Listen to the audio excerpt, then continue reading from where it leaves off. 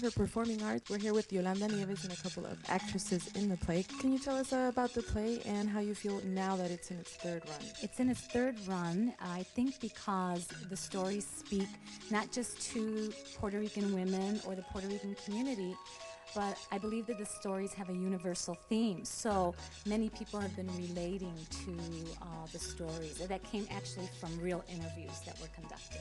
I know you guys also went out of state to perform. How was that experience? It was actually an honor to go to the New York Poets Cafe because so many Puerto Rican artists really came out of New York, that particular space.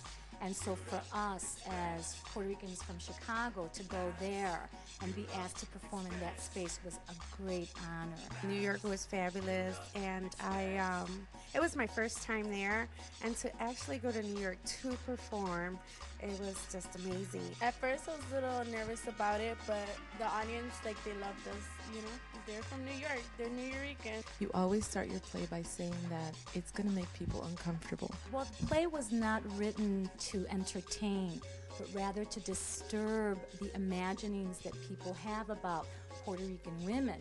There are still, even today, not enough roles for us that portray us as true human beings. We're usually the maids or the drug dealers or the gangster's girlfriend, and that's not truly who we are. So we want to tell these stories so that people can understand that Puerto Rican women, second generation Puerto Rican women, have social consciousness, they have history, they know politics, they're well educated, and that in our coming together, we can once again revive this history and memory and bring it back to the third and fourth generation Puerto Rican youth. Has it been mostly positive comments that you've received, or are you getting a combination of both? They tell us, they're like, you guys are so good, and then they also the men appreciate that we're not hating on them, we're speaking about ourselves, but we don't, we love our men. So has this inspired you to do something with the information you've received through the play as well? Because even with us, when we read the script, there was stuff that we didn't know. So we're Googling and, research. So we also learned from it. So we're ready to give back.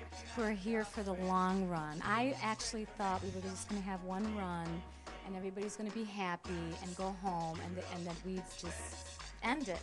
But it appears to be that this really has just begun. We're planning to go to LA in February, and other people have been asking us to perform in different parts of the United States. And so I think that we better be ready for something big, right?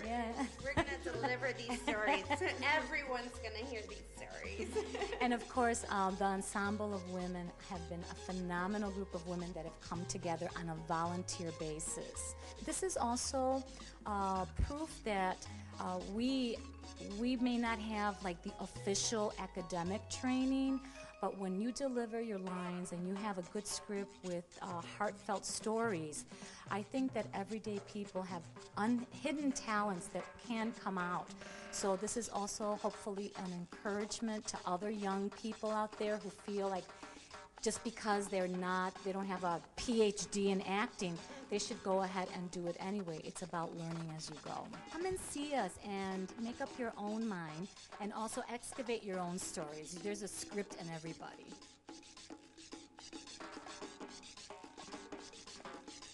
Are you ready to begin your new business venture?